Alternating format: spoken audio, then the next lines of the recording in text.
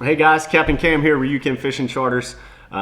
We just wanted to throw this out there. We're starting our new podcast. This would kind of be the episode 1 of our podcast here. So first off, I want to introduce myself.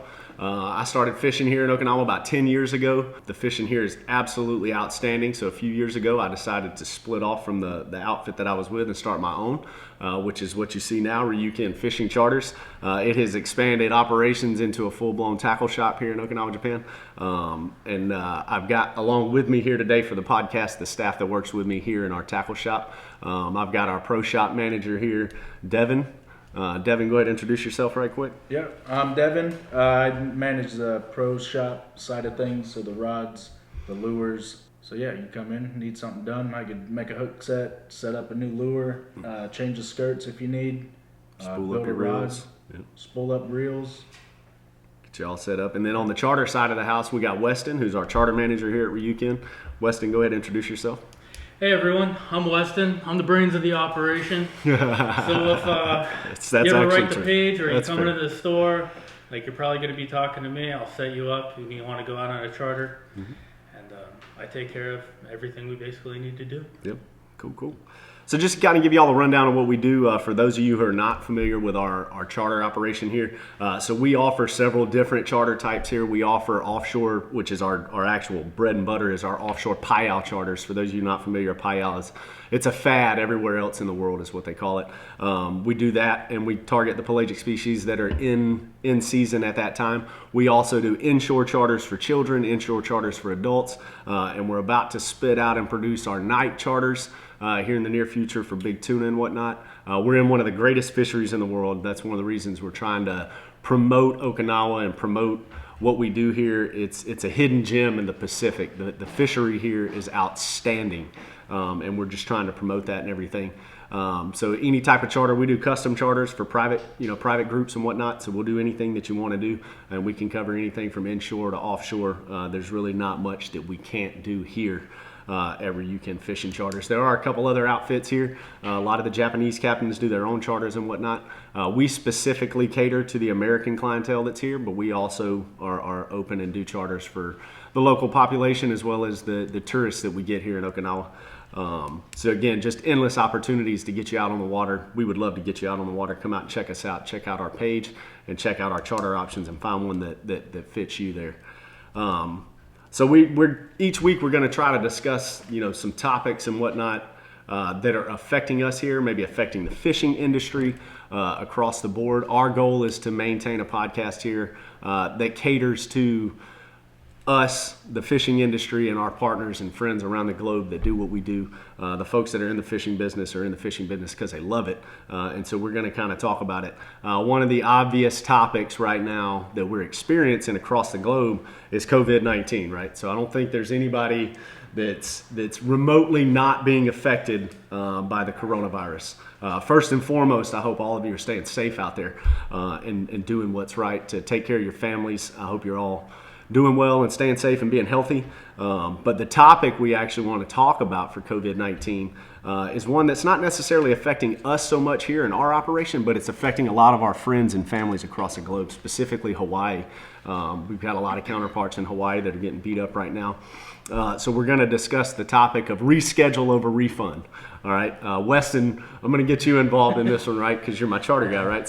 So Weston does all of my reservations for the entire charter outfit, which is ridiculous that one guy has to answer that many messages a week, but we love you for it, Weston. We appreciate that. I'm glad I don't have to do that myself anymore. But what we'd like to talk about, so what came out in this whole COVID-19 thing, right? So it shut down everybody from being able to go out, right? So you're social distancing and doing all that, which is good for the safety of your family. But where does that leave your local charter captain, right? So that leaves your local charter captain with an empty boat. And I know when my boat's empty, we're not bringing any revenue into the charter side of the house when that happens. So what a lot of the captains are experiencing right now from COVID-19 is empty boats and then requests for refunds. So what we're going to beg of you across the globe to help out your local charters is to request to reschedule, right? Absolutely. So Weston, when we reschedule, obviously the revenue stays within the business. When we refund, that's money that comes directly back out of the pocket back into the customer. But what happens? So specific, say you've got outfits in Hawaii. We've got a couple buddies over there that I talked to this past week, who have had at least most of their business request a refund, right? So when you look at our finances here, and we have typhoon season, for example, affects us, right? So when we have a typhoon roll through, we do our best to reschedule. What would you say the percentage is right now? Just a ballpark figure. What would you say the percentages are for reschedule or refund? You think it's? I would say about 95 people or 95% are looking for a refund. About 5% want to tough it out and wait for a further date. Reschedule. And you're referring to the COVID-19. Yes, directly Yeah. because of that. And it's tough for the company too, because not only do we lose the revenue for the reschedule or the refund, but also the credit card companies, they take their percentage, and so we're paying to give the money back at that point. Right. So small percentage, and it all adds up quickly. Yeah. So that's a good point. So a lot of people don't understand. So say we make a reservation for you and you pay with credit card. What a lot of folks are not understanding about the refund process for these charter captains, when we refund you via your merchant services that you're running your cards through and everything, we still pay those fees. And so it could be anywhere from 3 to 7%, wherever it is globally. Not only are we refunding the money to the customer, but we're losing the money to the merchant that's already collected on the transaction. So when you guys request a refund from these charter captains out there, just keep that in mind. Again, I think any charter captain's probably going to tell you, hey, if you want a refund, by all means, it's your money. We're going to give you a refund. But if you can at all costs reschedule, one of my buddies in Hawaii right now is doing up to a 3-year credit for his Marlin charter business, right? So he runs Marlin Charters out of Kona. And what happens, he's given a 3-year credit. So at any point during that 3-year time frame, they can come redeem that charter that they'd already paid for. And that's going to help him keep his lights on and keep his boat slip paid and keep the maintenance on the boat going, however long this COVID-19 thing works out, right? And so try to kind of summarize and get back to the point of the topic there. I think the best thing to do is, if you're trying to support, and we're going to throw up a couple links here to kind of help charters across the board when we put this, the final editing together and everything. We'll put in there a couple links where you can actually, there's this push to rescue charters and stuff across the globe. You can pick a charter and you can contribute to them and so on and so forth. But the biggest thing to remember and to take away from this right now, if you want to help a charter anywhere on the globe right now, the best thing to do is to reschedule versus request a refund. Absolutely. And you're going to save them merchant fees. You're going to allow them to keep their operating cost through the COVID-19. A lot of these guys who are running charter outfits, we don't fall under some of this government stimulus planning and stuff because we fall under recreational industries and stuff like that. So a lot of them are not eligible to get the stimuluses that some of the governments in different countries are pushing out. So you're taking money back from a company that is not going to survive it. So please, at all costs, if you want to help your local charters, go ahead and request a reschedule. Utilize their credit system. Stay on their calendar, push it down the road until we can get past the coronavirus, the COVID-19, and potentially keep their lights on and save a charter. You absolutely. Just because we're not running boats right now, as soon as this is over with and it's safe, everybody can go back out again. We're going to be up and operational. Absolutely, absolutely. Don't forget, the fish will still be there when you get done. So save a charter, reschedule, don't refund. So I want to talk about, each week we're going to talk about, what we're going to, some of the events that we have lined up here. So I'm just going to throw this out there. I've created this huge Captain Kam Kids Initiative, right? I hate to refer to myself in third person, but it's the Captain Kam Kids Initiative because I have to be the face of this company or whatever they want me to be. So Captain Kam's Kids Initiative this year, right? So we've partnered up with the IGFA, right? Yeah. Devin's about to get a ton of gear, a ton of really cool radical gear for kids. For us to facilitate kids charters here in Okinawa. So for those that don't know, please go to igfa.org. We'll throw that link up there for you. Get your kids in the IGFA, right? Get them in the IGFA. So what what the IGFA is doing right now, they've launched an initiative to teach 100,000 kids across the globe to fish, right? So what we're going to do here is we're going to take a percentage of that, and we're going to partner up American kids with Japanese kids or any kids from any background, and we're going to partner them up, and we're going to host fishing days for them where we teach them education, we take them out on the boats, we utilize these children's kits that the IGFA give us, and we provide all of this education stuff, and it's called Passports to Fishing. So we'll issue them out all these passports, and we teach them ethical conservation and all this other stuff. Super, super cool, and it's something we're really, really trying to do. I know you were with me this past year when we took the Kadena Cub Scouts fishing. Yeah. As a deckhand in my company, you go offshore with adults every weekend. You go offshore with kids at times on our kids charters and stuff like that. What would you say about that trip? What does it mean to a deckhand to see a kid light up on a fishing rod, man? Man, Like, it's just great seeing the kids catch a fish. They get excited, but then you look at the parents too that are sitting there with them, right along with them, right? Give them a hand the whole time. It's just a good experience out there with the kids. So when you take 12 guys, I say you got one of our charter boats, you got 12 adults out there, and you got 12 guys catching fish. Is it anything like 2 or 3 kids when they light up on? Not even close. Not even close, right? Not even close. So that's something we're trying to push to people, right? So I know I grew up, my father fished, my grandfather fished, so it just goes back and back. But there's a bonding moment between a parent and a child that occurs when a fish bends a rod that's unlike anything else in the world. There's no experience that equates to it. And so we're pushing it, right? So we're pushing the IGFA Day. I hope you're ready because this kit's got hundreds of rods in it and so on and so forth. I know we got to rig all that stuff up and everything. But IGFA Day this year is June 7th, correct? So it's the IGFA's birthday. And what's going to happen all across the globe, all the charter companies that are participating in the IGFA Kids Day, we're going to launch out these educational kits, and we're going to do this IGFA Day on June 7th. We're praying right now, fingers are crossed, that COVID-19 doesn't affect that, how it's affected some other things, like our tournament schedule this year that's completely done, it's washed.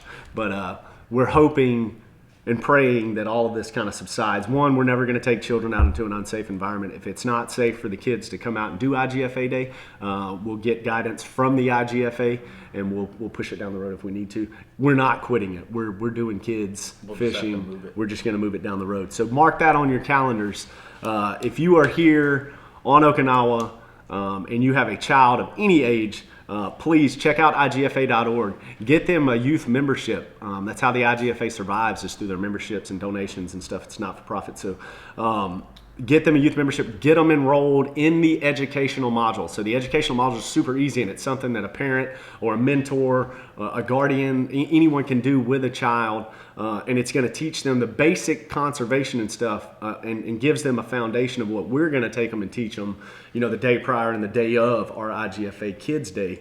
And it's just going to be a smash hit. It's going to be a smash hit because there's going to be a bunch of happy kids out fishing. And it is our responsibility as a charter. It's our responsibility just as captains and sailors and mariners and men and women who love the sea. It's our responsibility to make sure that we teach children conservation so we can keep the fishery beautiful and keep the fishery going for them when it's their time to take over the fishery. So mark that on your calendar, IGFA.org, don't miss it. And June 7th here at Ryu-Kin Fishing Charters, please send us a message. Weston would love to get all of your messages on our page about IGFA Day. Please get your kids signed up so that Devin can get all of that gear rigged up, and we'll get these kids out on June 7th, hopefully. It's going to be a sponsored event, right? It is, yeah. So the IGFA is sponsoring up the kids' gear and everything else. So what it is, we're sponsoring the actual charter operation of it. And what's going to happen, the children there will be no financial responsibility to the parent or the child. So again, June 7th, IGFA Day, we're going to do it completely free for the kids and for the parents, completely free. IGFA.org, or hit us up on our page, and we'll get you squared away on what you need for that. So each week, also, I think that wraps up. You got anything for IGFA Day? No. It's just going to be a smash hit. Show up. Yeah. That's all I got. Send me a message. So we get this question all the time. We get the what's in season, what's biting question, right? So people message us throughout the week, every week, and ask us, what's in season right now? What's in season right now? So we can only speak about what's going on here in Okinawa. Unfortunately, it's our favorite part of the year right now. I'm land-based right now, and I would much rather be rocking a boat right now because we are in a phenomenal part of tuna season here in Okinawa, and we are in what is the beginning of the best part of billfish season for us, the marlin season, right? Yeah. So I know you know from last year, right? So March last year, we absolutely crushed fish. Our customers crushed fish, I should say. Our customers had a blast. We had doubles and triple hookups and everything last year. We had days where we caught 2 or 3 marlin in a day, along with 2 or 3 trophy tuna in a day. Tuna, that were just phenomenal size for the customers and everything. March, April, and May here in Okinawa, it's a very good time of the year because of the weather and everything, right? So it's before typhoon season. It's before it gets hot. It's not too cold. It's just perfect. So to answer that question to all you folks who are asking what's biting, massive tuna and good marlin are biting right now. And if we could take you offshore, we certainly would. We would definitely like to do that. However, we can't take you out, but if you can get out on your own to fish right now, it's a good part of inshore fishing for us right now. The inshore fishing is phenomenal right now. If you can get out to the beach and social distance yourself from other anglers, so on and so forth, get out there, throw some bait, and get on some of these bottom fish, which is an infinite amount of fish here in Okinawa, Japan. Your cooler box will look like a big bag of Skittles or something exploded in it. And so, that's what's biting right now. Please, we encourage, so that's just what we're answering a question for some of our customers. I know you get a lot of customers each week. What are you got any questions that typically come up that we, can go ahead and throw out there? How do you fish an inshore? Where do you go?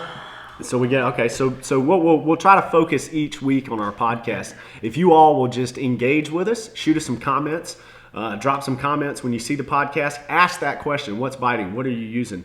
Those tips and techniques and stuff, what we'll do each week, we'll add to it. So we'll do a rigging technique next week. We'll set up some, bait rigs that we use or some artificial rigs that we use and so on and so forth. And we'll use that as part of our educational. We'll educate our viewers and our customers. The one question we had this time was what's biting, so we covered that.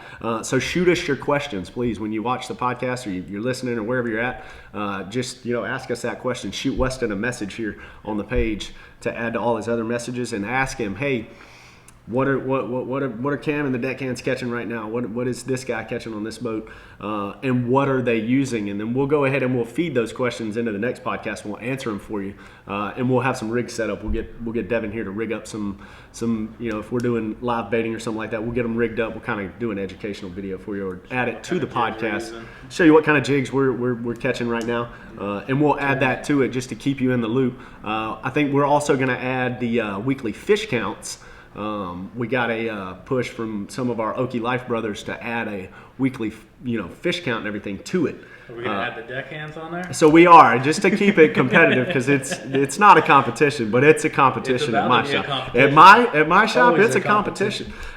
Whether we say it is or not, it's a competition. So we've got the Marlin board up here. Jeremy's leading it. Jeremy Hayco, shout out to our senior deckhand, Jeremy. He's leading the board with Marlin this year. But we'll do the fish count each week. We'll who knows, maybe you can vote and pick your favorite deckhand each week. We'll show you what he's catching, so on and so forth.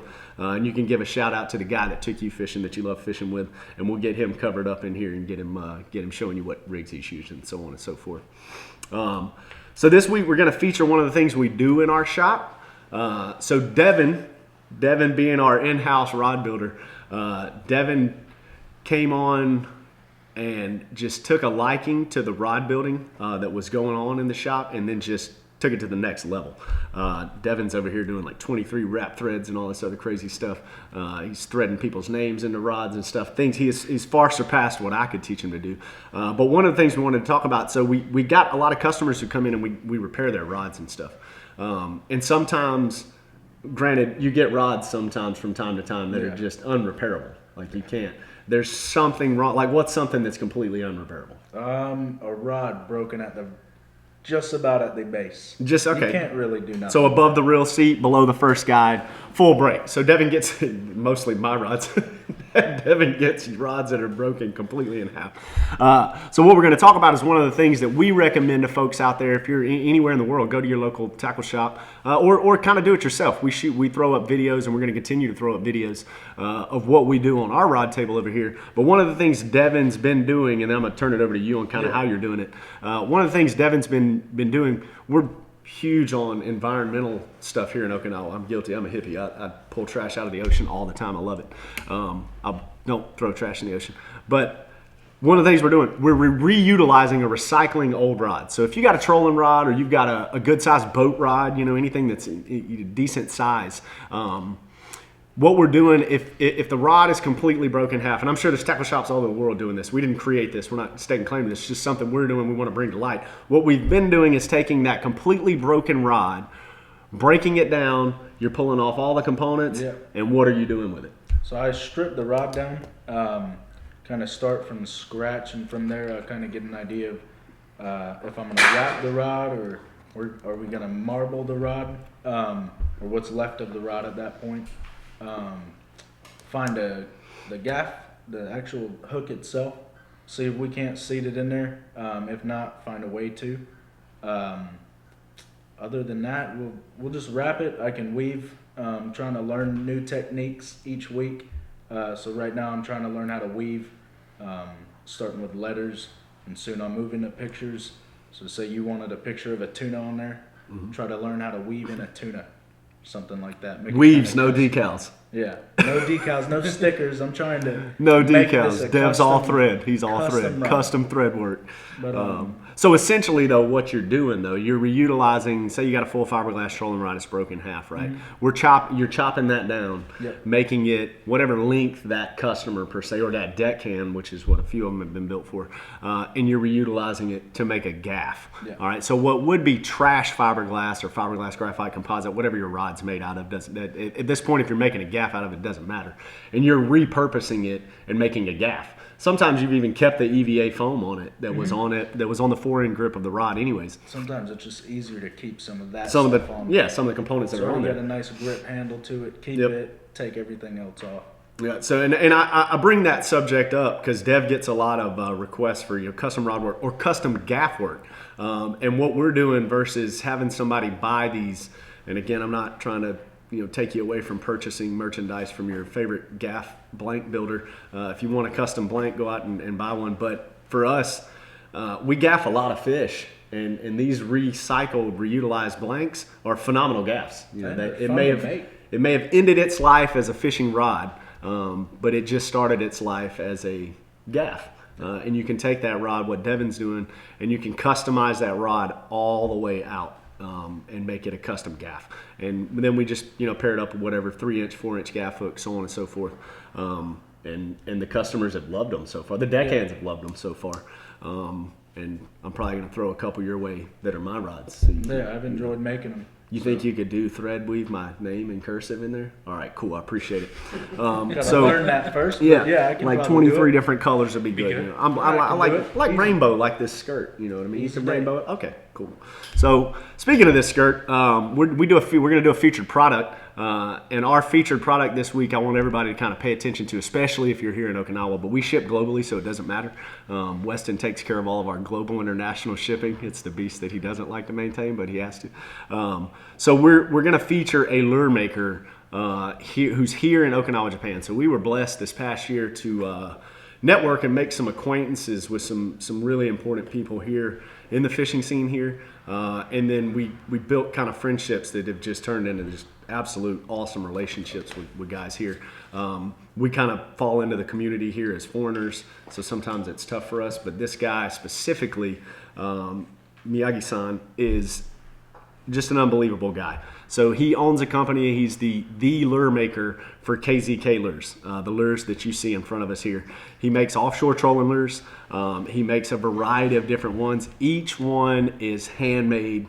And when I say handmade, I mean if you think about like the original Hawaiian lure makers, and they have their make their dyes and they pour their it's handmade. It's true old school Hawaiian lure making at its finest here. The featured lure that we're doing this week is the Mintama, which in Japanese is eyeball. And it's this, we've kind of nicknamed it the lollipop. It's kind of came out as the lollipop. I hope he's okay with that. Sorry if you're not. It's called Mintama. It's a keel-weighted, fully spherical lure, right? So if you kind of take a look at it there, it's for us, it's an original design because we don't have any lure makers that we purchase from or anything that make this shaped lure head. I'm currently running this on a rigger, either my outrigger or my center rigger, because of its action in the water. It's got a very good swim action, but it doesn't breathe like a typical lure breathes. So for all you who know what you're doing, trolling and everything, you get that 4 to 7 second window you want it to breathe. This one comes back to the surface, but if it's not on a rigger, it typically stays down too deep to breathe. Whereas if you get some rigger lift under it on your boat and get it up, the head of the lure up, it does extremely well in the water, actually. Yeah. There's very few people who have this lure right now. We're testing this prototype lure for him right now. But I will say every lure that he's made for us has just crushed this past year. Sure so has. We fished one of the videos that's on our YouTube. We lost the one that got away with the Oki Life crew. Shout out to Oki Life. The one that got away on that video was every bit of, I would say, 300 plus kilo, because that's what we measure with here. And it was actually caught on the KZK Mabui with a rattle in the head, just like this one. So this is his KZK Mabui is what it is the name of it. And so they're phenomenal. It's a phenomenal product. We sell them here in our shop and we distribute them all across the globe. And we just wanted to bring light to him because he's a local lure maker here. So we can go to him with ideas and he builds endless products, but each one, you can look at the quality of them. We'll do some zoom up pictures for you to kind of get in there. They're absolutely phenomenal quality. They're phenomenal. They're perfect. And if one comes out with a bubble in it, one comes out with, he doesn't use it. He doesn't use it. It doesn't. His standard, his QC process is outrageous. It is outrageous. So check out his lures. KZK. He's on Instagram.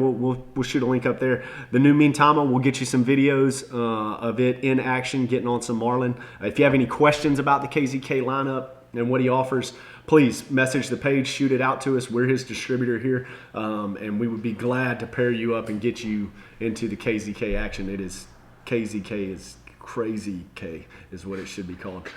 They're outrageous. They're good lures. All right, guys. So as we kind of get towards the end here, I want to give a shout out to our brothers over at Oki Life, who've become a huge part of us. So they've come out with us several times. They've gone fishing with us several times. They do the Oki Life vlog here, and they come out on our boats and do content for themselves, content for us, and everything on the Oki Life vlog. We've had some phenomenal trips with these guys. One of them it ended up being titled "The One That Got Away," which was a very good marlin. That Devin lost right at the boat. wasn't even on the boat. First of all, in the video, you were on the wire. Okay. Oh, I was on. Okay. As he loses it, you hear the big old beep in the video. What was that? That was me as well, wasn't it? Yeah. So sure was you. All right. Truth be told, I'm caught. I'm guilty. So I lost what was probably about a 300 kilo.